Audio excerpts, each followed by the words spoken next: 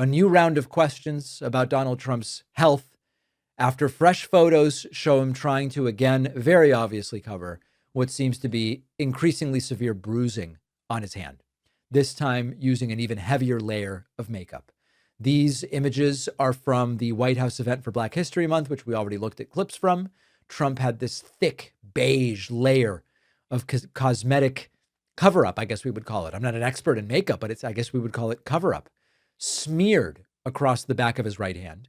It didn't exactly work. The makeup looked heavy, uneven. You could see the veins underneath, and the color of the makeup did not match Trump's skin.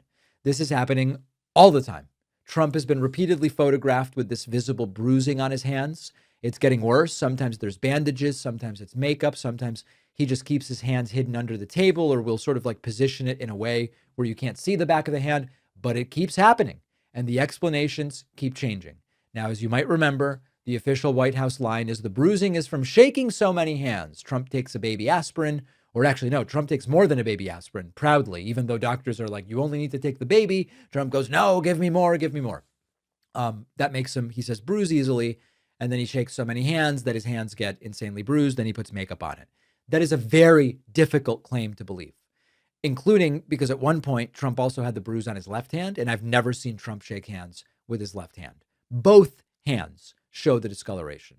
Another time, Trump said he clipped his hand on a table, which, okay, but if this is the most alpha person there ever is, healthiest ever, why is his entire hand turning into a black, seemingly rotting mess from, quote, clipping his hand?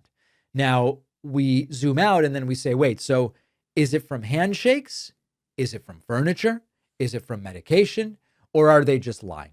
And listen, presidents are human beings. They age. Trump happens to be the oldest president ever. He's obese. He eats a terrible diet. He doesn't exercise. Cognitively, he's not doing well.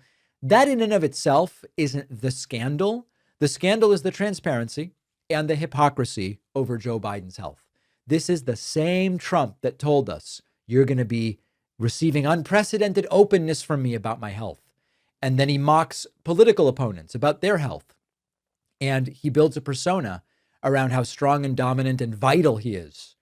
And then we see these signs of health problems, impossible to miss, legitimate public interest to honest information about the president's health. And they deflect, they lie, they put makeup on. They spent 2 months talking to us about an MRI, which was actually a CAT scan.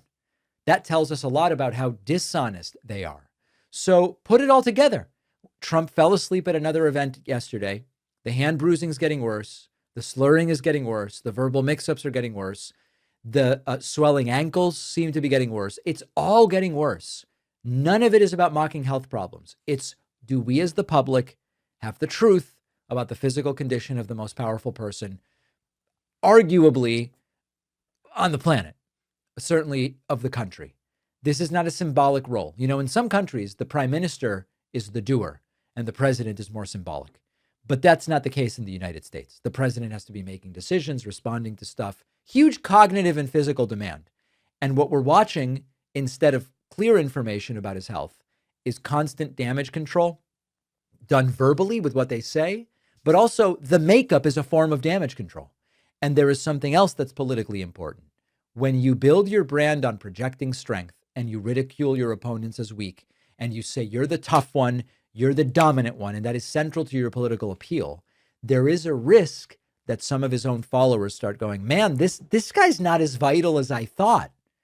Maybe he isn't really up to the task. So at the absolute minimum, we know that the White House cares about managing appearances, not so much about providing answers. No amount of makeup is going to change that. On another level, we know that Trump is not nearly as healthy as he claims to be. And on a third level, there are real questions about if something were to happen to Donald Trump while in office, would they be upfront about it? Or would it take days to figure out what is actually going on? I don't believe they would be upfront about it because they've never been upfront about it.